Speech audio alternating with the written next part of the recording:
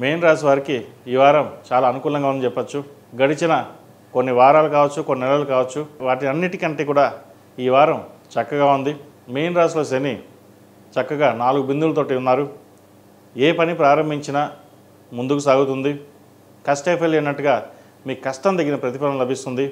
ఆదాయం పెరుగుతుంది, అభివృద్ధి బాగుంటుంది. అలాగే ఖర్చులు కూడా ఉంటాయి. ఖర్చులు తగ్గ ఆదాయం కూడా పెరుగుతుంది. ఎప్పుడో ఒక పని ప్రారంభించి ఆగిపోయిందనుకున్న కార్యక్రమం ఏదైతే ఉందో ఈ వారం మొదలవుతుంది.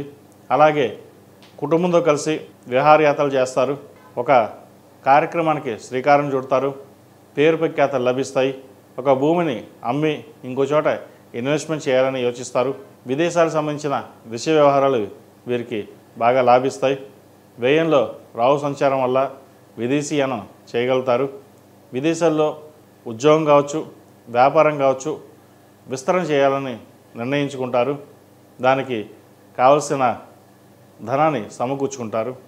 ఈ రాశిలో జన్మించిన స్త్రీలకు వృత్తి ఉద్యోగాల పరంగా, వ్యాపార పరంగా సానుకూల పరిస్థితి గోచరిస్తోంది.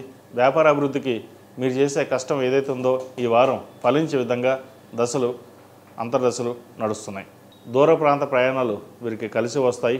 ఒక ప్రాజెక్ట్ని కొత్తగా స్టార్ట్ చేద్దాం ఏదైతే అనుకుంటారో దాన్ని కొంతకాలం ఆగి ఉండడం చెప్పదగినది.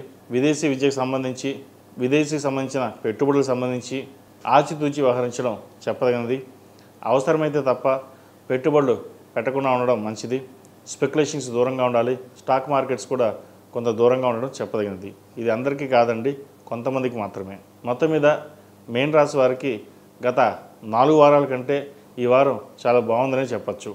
శని అనుగ్రహం, రాహు అనుగ్రహం, అలాగే శుక్ర అనుగ్రహం చక్కగా ఉంది.